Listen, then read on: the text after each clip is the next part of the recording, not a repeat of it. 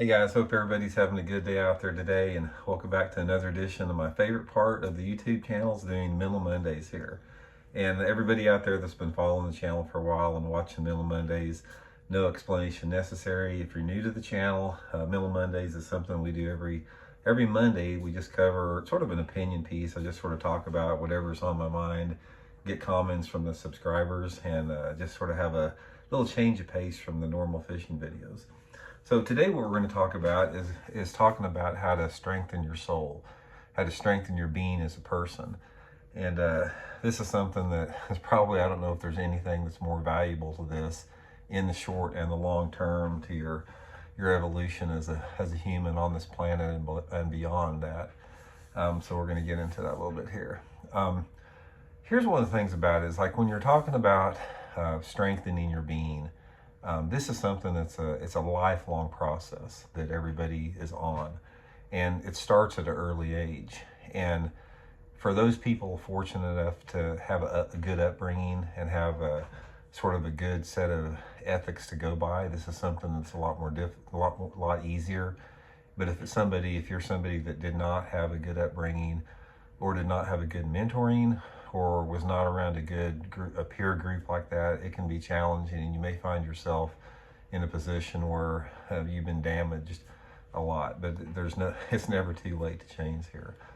So what we're going to talk about is specifically some things that you can do to strengthen your being, to strengthen your soul, and some things that examples that I'll give you guys about how it tears it down. So we'll get into that a little bit here. First of all, let's talk a little bit about, people that do things to damage their soul and their being. A lot of this has to do with your worldview. It has to do with how you treat other people. For example, you can take a billionaire that has lived a life of fraud and crime for 40 years, but has had the money to escape accountability, knowing very well what they've done is wrong. A person like that, their soul is deeply damaged on a level that may not be repairable on this planet here. There's a lot of different examples I can give you that. People that have knowingly done stuff that has hurt other people, people that have tried to gain profit and power through the pain of others. If there is, in my opinion, a definition of evil, my definition of evil would be people that try to gain power and profit over other people through the pain and suffering or misfortune of other people. I think it's one of the most heinous things a human can do. So when you're determining that, every single person out there, we have a barometer. It's like there's not a single person out there, if you take an action, I don't care what it is, it can be something as simple as, if you see a turtle in the middle of the road, stopping and helping that turtle alongside the road. Something like that strengthens your soul.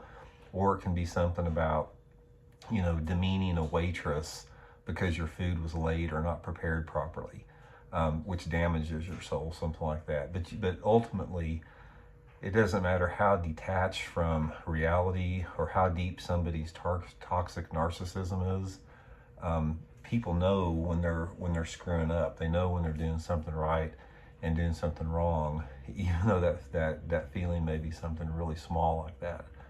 So, from that standpoint, everybody has to sort of monitor how they feel prior to taking an action or after taking an action. But here's some things that you can do, to help strengthen your soul, help strengthen your being a little bit. I think that's the main thing. We can sit and give examples all the time of people that, they just suck as people, overall. But, every single person out there has the ability to become better. The first thing that I think everybody has to realize is you have to respect everything around you. You have to respect not only other people, but you have to respect other creatures on this planet. If you guys have watched my channel very much, you understand that I don't have any patience for spiritual hierarchy. In other words, what I mean by that is every single creature that shares this planet has just as much right to be here as we do as humans.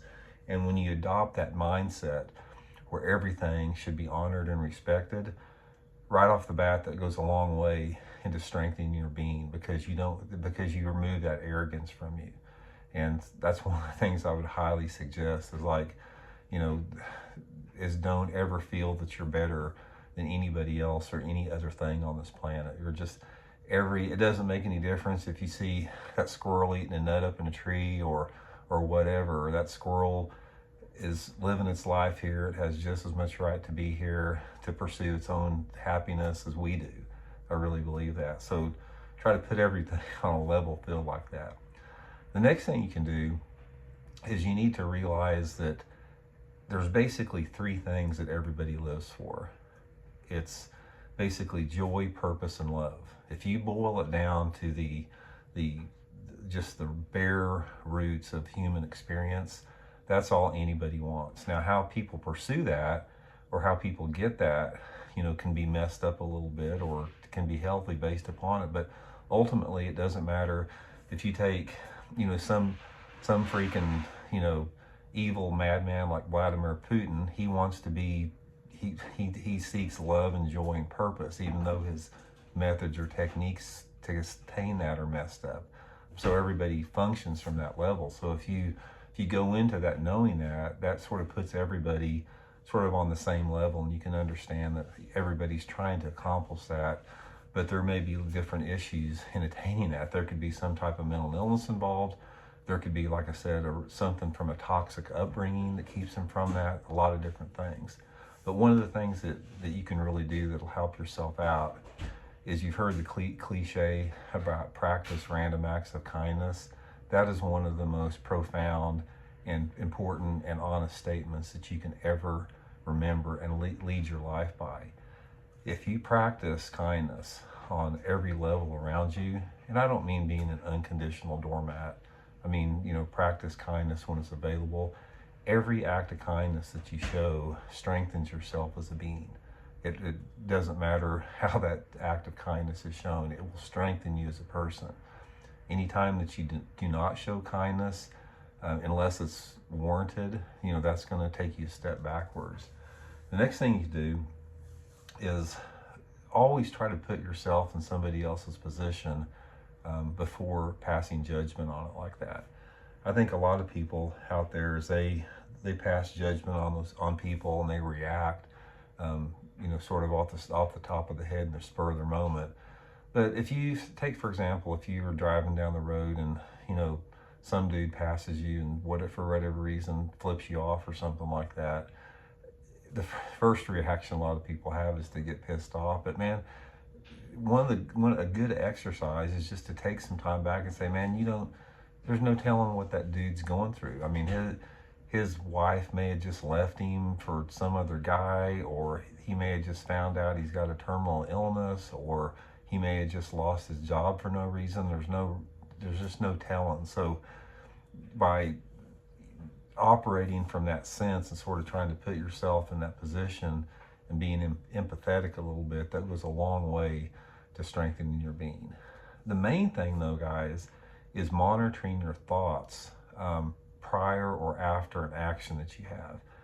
Everybody out there has an internal barometer of right and wrong, and the difference between people that sort of go off the wrong side of the path versus the people that stay on the right side of the path is they listen to that internal voice a little bit, and they realize the impact that karma has. Now, it doesn't make any difference if you believe in karma or not. I have seen that in action many times like that, and to me, it's like there's not an action that somebody takes that is not reciprocated to some form in this life or the next. That's one of the things I really believe. So it doesn't matter what your belief system is. I don't care if you're an evangelical Christian or if you're an atheist or anything in between. Everybody has their own concept of what how their actions are rewarded or punished with that. And that, that's another debate you can have. But ultimately realize that every action that you take has a consequence to that. in some type of a karmic form.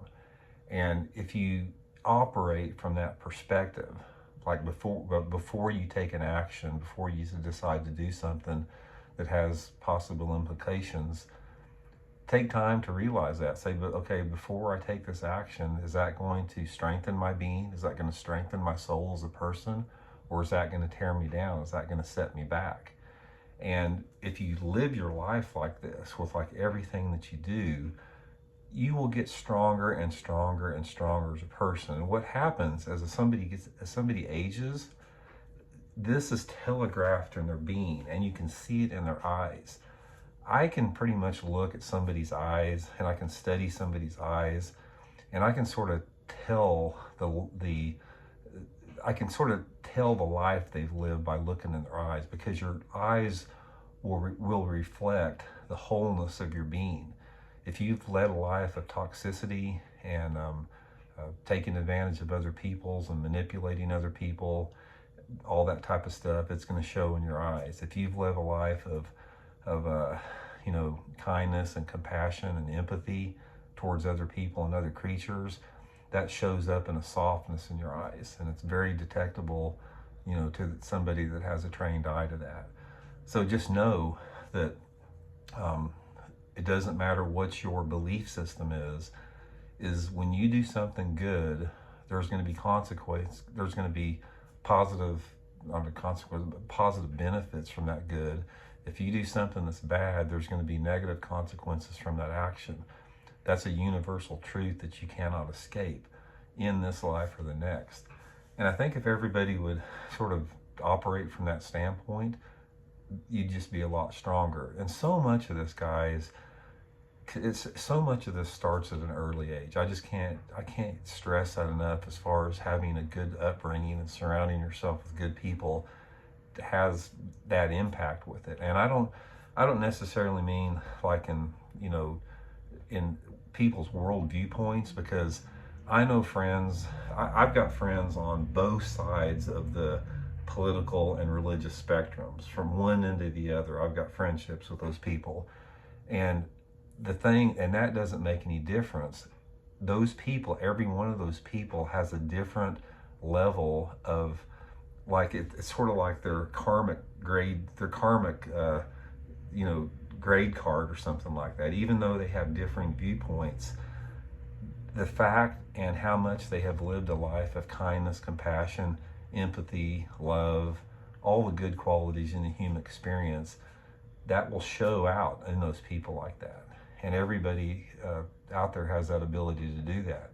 There's a lot of people that I do not agree with anything that they believe at all, but at the same time, though, I have friendships with those people because I gravitate towards them because they've led a life that has strengthened their soul. Even though I may have a differing viewpoint, when it comes down to the way that they've treated other people and had all those positive qualities, I'm attracted to that.